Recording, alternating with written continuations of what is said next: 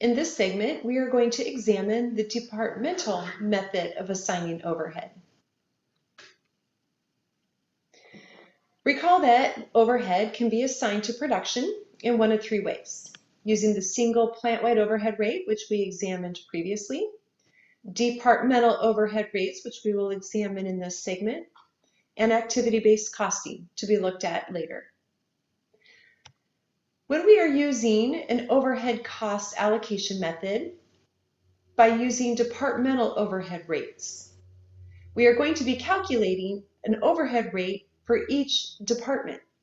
So step one is to accumulate all of the indirect overhead costs in total into one cost pool. Then the first stage will be to allocate those costs to the two departments, Department A and Department B. Once those departments have their allocation of indirect costs, we will then calculate a predetermined overhead rate for each department, and then each department will allocate their overhead to the cost objects. So here we have three cost objects, which means that Department A will use its predetermined overhead rate and allocate once to each cost object. Department B will calculate its predetermined overhead rate, and it will also allocate to each of the products. Let's take a look at an example. Assume that the company's overhead in total was $4.8 million. That $4.8 million is allocated $4.2 million to machining department and $600,000 to the assembly department. In order to allocate those indirect costs, those overhead costs, to our three cost objects, we first need to calculate a predetermined overhead rate for each department.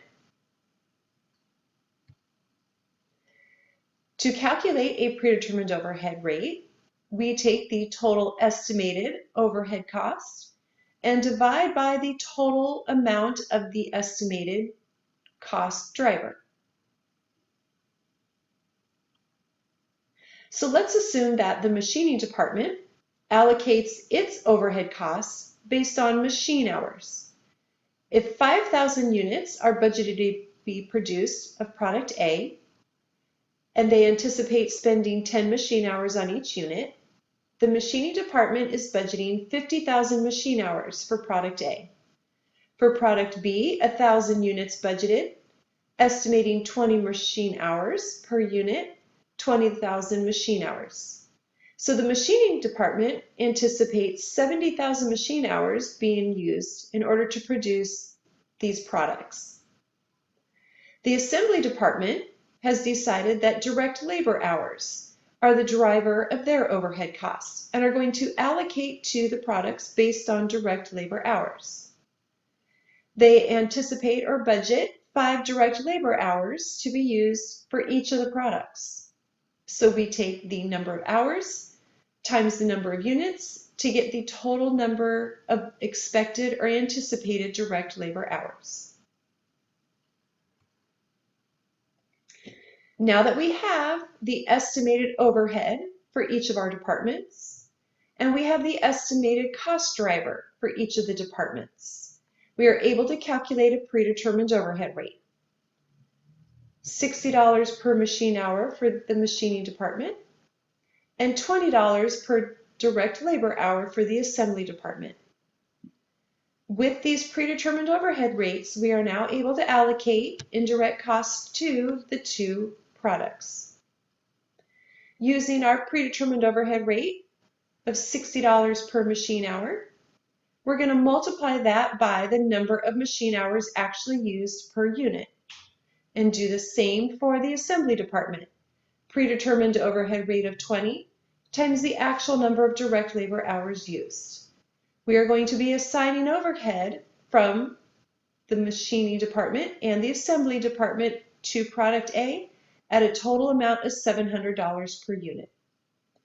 For product B, 20 machine hours at a predetermined overhead rate of $60 per unit, allocating $1,200. For the direct labor hours of 5 actually incurred, times the assembly department predetermined overhead rate of $20 per direct labor hour. Assembly department will be allocating $100 to each product, $1,300 for product B. Thus, we now have a total cost per unit, direct materials, direct labor, and factory overhead for product A of $1,450 and $2,400 for product B. The advantages of using the departmental overhead rate instead of the one traditional predetermined overhead rate for the entire plant is that by looking at different cost drivers, we get a more accurate overhead allocation of indirect costs to the cost objects. It is more refined than the plant-wide overhead rate. However, one of the disadvantages is that it can distort the product cost. It assumes that products are similar in volume, complexity, and batch size. And it assumes that the departmental overhead rate cost is proportional to the allocation base.